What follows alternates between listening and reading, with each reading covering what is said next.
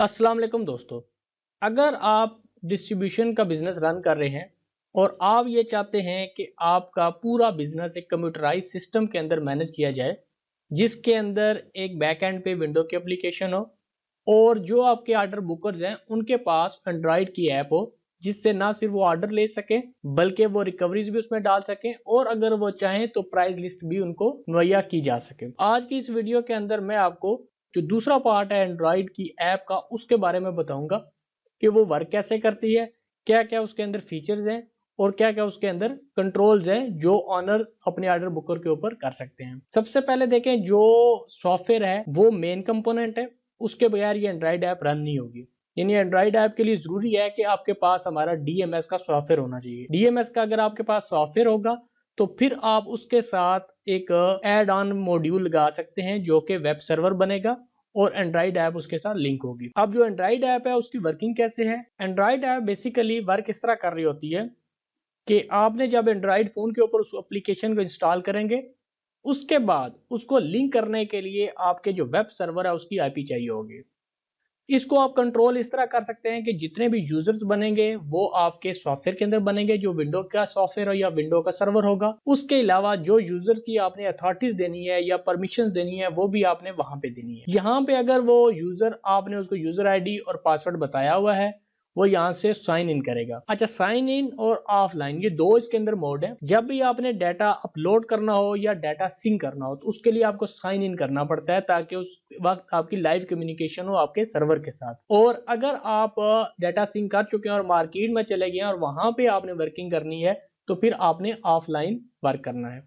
मिसाल के तौर पर मैं सबसे पहले साइन इन करता हूं। अगर तो इसको सर्वर मिलेगा तो ये साइन इन आपका हो जाएगा, अगर सर्वर नहीं मिलेगा तो वो आपको कहेगा कि ये सर्वर मुझे एक्सेस नहीं हो रहा। अब इसकी जो वर्किंग स्टार्ट होती है ऐप की, वो सबसे पहले स्टार्ट होती है यहाँ सिंक से। जब भी आप सुबह आप आएंगे और यहाँ पे आपने सिंक करना है। सिंक क्या करना है कि अगर आपके लॉगिन हैं तो वो आपने सिंक करने हैं ताकि आप ऑफलाइन लॉगिन कर सकें, और इसी तरह जो आपके आइटम्स हैं सर्वर के ऊपर बने हुए हैं वो सिंक करें। इसी तरह कस्टमर्स की लिस्ट है वो आप सिंक कर सकें।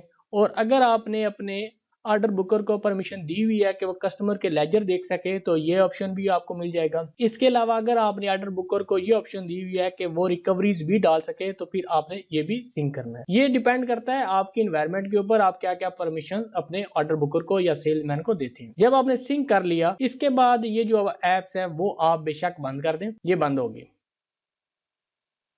इसके बाद अब आपका ऑर्डर बुकर होगा वो मार्केट में चला जाएगा। अब मार्केट में जब वो जाएगा तो क्योंकि अब वो आपके नेटवर्क से दूर हो गया, अब इसको कम्युनिकेट करने के लिए एक आईपी चाहिए होती है।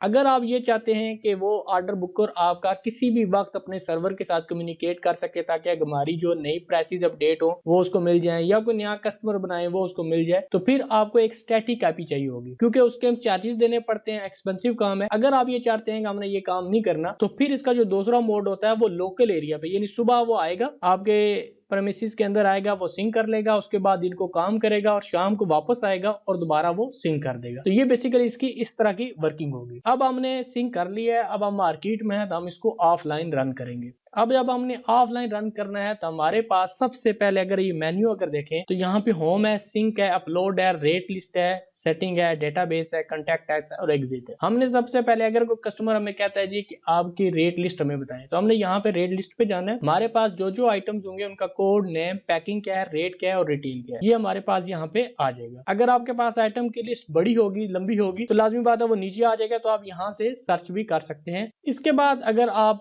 देखें यहाँ पे रेट लिस्ट के बाद आपके पास आ जाता है ऑप्शन, आपने अपना ऑर्डर बुक करना है। ऑर्डर बुक करने के लिए हमारे पास कस्टमर्स हैं। अब या तो कस्टमर आप सर्च कर लें वन बाय वन, या आप यहाँ से सर्च करेंगे ये तमाम के तमाम कस्टमर की आपके पास लिस्ट आ जाएगी।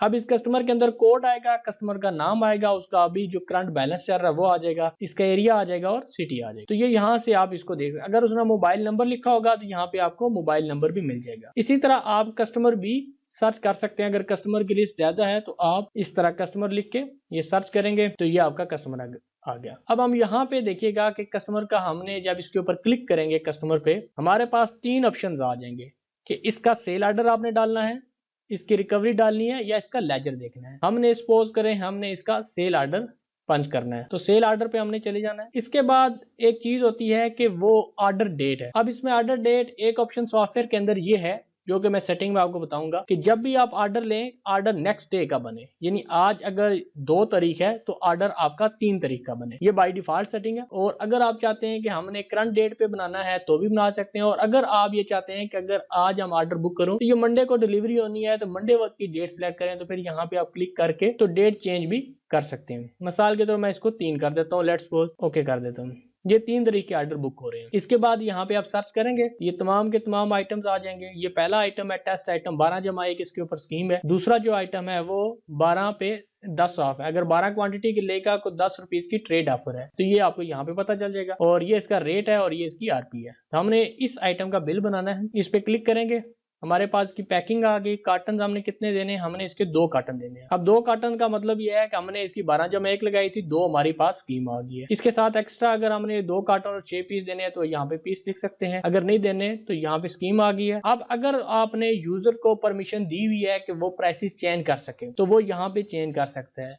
लेकिन अगर आपने यूजर को परमिशन नहीं दी हुई कि प्राइस चेंज कर सके तो फिर ये डिसेबल्ड होगा, वो कोई प्राइस वगैरह यहाँ पे चेंज नहीं कर सकेगा। यहाँ से हमने ऑर्डर को सेव कर देना है। इसी तरह दूसरा जब मैं ऑर्डर पंच करूंगा, इसके ऊपर है जी, इसकी कार्टन की पैकिंग 1 है, क्वांटिटी हमने इसकी करनी है 12 करनी है। ये हमने 12 की है। इसके ऊपर ऑटोमेटिकली ट्रेड ऑफर लग गई है। ये इसका रेट है और ये इसकी टोटल प्राइस है। सेव करेंगे तो ये भी सेव हो जाएगा। इसके साथ लास्ट ऑर्डर का मतलब ये है, अगर इस कस्टमर का ये आइटम आपने कोई इससे पहले बिल बना चुके हैं तो लास्ट ऑर्डर का जब आप बटन दबाएंगे तो सारी इंफॉर्मेशन यहाँ पे खुद फिल हो जाएगी। आपने जस्ट यहाँ से सेव करना है। या कम से कम अगर आपने ये चेक करना होगा इसको लास्ट टाइम हमने क्या रेट दिया था, तो भी आप ये लास्ट ऑर्डर का बटन दबा के ही चेक कर सकते हैं। अगर आपका ऑर्डर हो गया तो यहाँ पे सेव कर देंगे। इसी तरह आपने वापस जाते हैं, दूसरे कस्टमर का बिल बनाते हैं। अब ये आ गया मेगा मार्ट, इसका भी सेल ऑर्डर है। इसके बाद हम सर्च करेंगे और इनको हमने ये देना है और इसकी क्वांटिटी हमने 3 करनी है।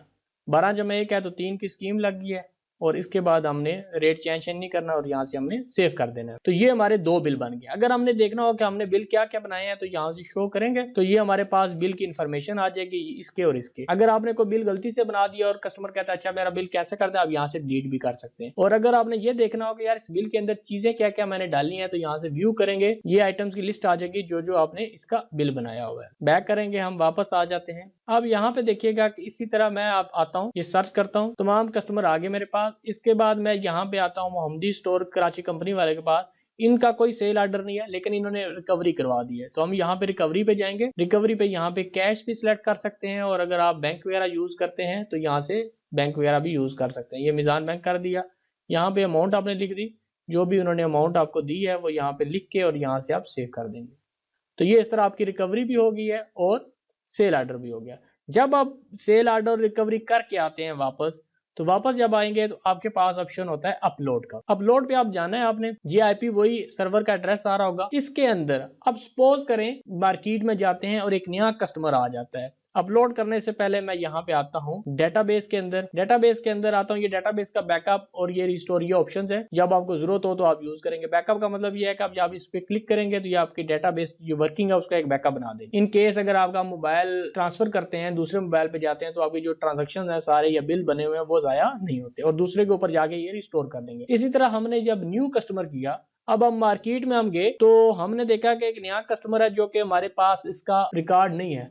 तो हम यहाँ पे जाके एक कस्टमर बना लेंगे, उस्मान ट्रेडर। चाहे आप स्मॉल में लिखें चाहे आप कैपिटल में लिखें, उससे कोई फर्क नहीं पड़ता। ठीक है जी, उस्मान ट्रेडर आ गया। उसके बाद आ गया जी, आप इसको लिख सकते हैं बैंक रोड सदर, और यहाँ पे इसका सिटी आ गया रावलपिंडी है। तो अब यहाँ से रावलपिंडी सिलेक्ट करेंगे और रावलपिंडी जब आप सिलेक्ट करेंगे इसके नीचे इसके एरियाज आ जाएंगे। अब कमर्शियल मार्केट है या सदर है वो आप सिलेक्ट कर लेंगे और सदर के नीचे अगर आपने कोई रूट डिफाइन किए होंगे तो यहाँ पे रूट्स भी आ जाएंगे। फिलहाल हमने रूट्स डिफाइन नहीं किए हुए, हमने ये किया हुआ तो हमने यहाँ से इसको सेव कर देना। अब हमारा एक न्यू कस्टमर भी ऐड हो गया। अब इस कस्टमर का मैंने अगर ऑर्डर लेना हो तो मैं यहाँ से सर्च कर सकता हूँ। मेरे पास एक नया कस्टमर आ गया उस्मान ट्रेडर का। इसके बाद इसका सेल ऑर्डर में जाता हूँ और यहाँ से मैं सर्च कर लेता हूँ और ये मेरे पास आ गया जी टेस्ट आइटम 2 वाला। इन्होंने मांगे हैं हमसे 10 पीस। इसके ऊपर कोई वैल्यू इनको नहीं मिलेगी। ये रेट है 25 रुपए का बिल बन गया और ये हमने इसको सेव कर दिया। हमने न्यू कस्टमर भी बना लिया और उसका ऑर्डर भी पंच कर लिया। अब हम वापस आते हैं अपलोड पे। अपलोड का सीक्वेंस ये होगा, अगर आपने न्यू कस्टमर होगा तो सबसे पहले आपने न्यू कस्टमर अपलोड करना है। सेंड करने से पहले आप सेल ऑर्डर का बटन दबाएंगे तो सिस्टम कहेगा फर्स्ट अपलोड न्यू कस्टमर। इसी तरह अगर रिकवरी का भी बटन दबाएंगे तो वो आपको कहेगा कि आप पहले इसको अपलोड करें। तो यहाँ पे डाटा अपलोड सक्सेसफुली हो गया और ये खत्म हो गया। अब इसके बाद आप सेल ऑर्डर का बटन दबाएंगे, ये डाटा अपलोड हो गया। इसी तरह रिकवरी का अगर आप बटन दबाएंगे तो ये डाटा आपका अपलोड हो गया। अब मैं आपको सॉफ्टवेयर में दिखाने से पहले सिर्फ और सिर्फ इसकी जो दो चीजें रह गई हैं, सेटिंग रह गई है। सेटिंग के ऊपर अगर आप क्लिक करेंगे, जो मेन चीजें हैं, एक तो ये ऑप्शन है कि आप ये चेक अगर लगा देंगे तो एक बिल के अंदर एक से ज्यादा आइटम सेल नहीं होगा। यानी कि अगर एक कस्टमर को आप एक आइटम देते हैं तो वही आइटम दोबारा उस बिल के अंदर उसको ऐड नहीं कर सके। इसी तरह ऑर्डर डेट है नेक्स्ट डे ऑर्डर डे, इसको अगर क्लिक कर देंगे, जब भी आप बिल बनाएंगे उससे नेक्स्ट डे का आपका बिल बनेगा। इसके बाद अगली चीज जो है वो अवेलेबल स्टॉक ओनली का मतलब ये है कि जब ये डाटा आपका सिंक करे तो सिर्फ वही आइटम्स आपकी एप्लीकेशन के अंदर लेके आए जिनका आपके पास स्टॉक पड़ा हो, ताकि अगर स्टॉक नहीं पड़ा होगा तो वो एप्लीकेशन के अंदर आइटम्स ही ना आए, ना आप उनका ऑर्डर ले सकें। और बाकी इसके बाद जब आप कस्टमर क्रिएट करते हैं तो ऑटो कोड इसके अंदर लगा हुआ है। अगर आप चाहते हैं कि हमने मैनुअल कस्टमर का कोड रखना है तो ये इसको आप अनचेक कर। तो ये तो आपकी सेटिंग थी जो आपने इसको देखनी थी। अब अगर आपने डाटा अपलोड कर दिया और सॉफ्टवेयर वाली साइड पे आए अगर आप, तो देखते हैं कि सॉफ्टवेयर के अंदर क्या क्या इन्फॉर्मेशन हमारे पास आई है।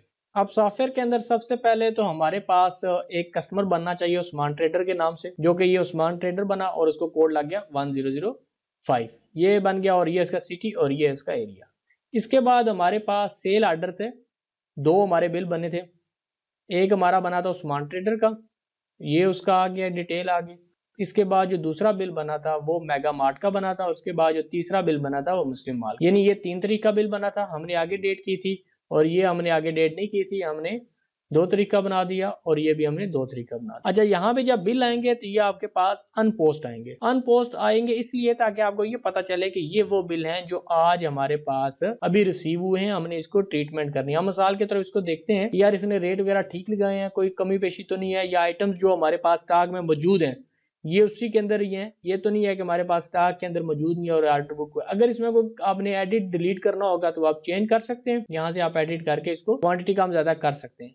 और अगर आप समझते हैं कि ये बिल ठीक बना है तो फिर आप क्या करेंगे, आप यहाँ से इसको पोस्ट कर देंगे। इसी तरह जब आप दूसरा बिल देखेंगे तो आप ये भी पोस्ट कर देंगे, और इसी तरह ये आप ये भी पोस्ट करके हो जाएंगे। अब आप अगर यहाँ पे देखेंगे तो आपके पास अनपोस्ट के अंदर कोई बिल नहीं रहता। अब इसके बाद जब आप बिल तो वहां पे आपके बन गए, बिल आपने बना दिए और अपलोड हो गए, तो नेक्स्ट डे जब आप आना है, आपने लड़कों ने आना है या सेल्समैन ने आना है, डिलीवरी मैन ने आना है, तो आपने उसको लोड पास निकाल कर देना है। तो उसके लिए आपने यहाँ पे प्रिंट पे जाएंगे, इसके बाद आप यहाँ पे टोटल सेल पे चले जाएंगे। टोटल सेल में आपने 2 और 3 के बिल बनाए थे तो आपने यहाँ पे 2 और 3 कर देनी है। और सेल्समैन जिसने बिल बनाए थे वो आपके सॉफ्टवेयर वाले ने बिल बनाए थे, तो अब यहाँ पे सॉफ्टवेयर सेलेक्ट करके पॉपुलेट का बटन दबाएंगे। ये 2 से लेके 4 तक बिल इन्होंने बनाए हैं। तो सबसे पहले आपने यहाँ पे समरी लोड पास का बटन दबा देना है। ये आपने अपने स्टोर वाले को देना है कि इतने इतने पीस उसने ये निकाल के उसने दे दी। टोटल 87 पीस है। इसके बाद डिटेल आप निकाल सकते हैं जो कि उन्होंने अपना सामान वगैरह टैली करवाना होगा और रिसीविंग लेनी होगी। इसके बाद इनवाइस है, जो कि आपने हर कस्टमर को इनवाइस देनी होती है। यहाँ पे ऊपर आपका नाम आ जाएगा, बाकी ये सारी इन्फॉर्मेशन आ जाएगी और ये डिटेल आ जाएगी। इसके बाद अगर आप यहाँ पे देखें बाकी चीजों के साथ साथ, जब आपके ऑर्डर बुकर और कस्टमर शिप डल गई है तो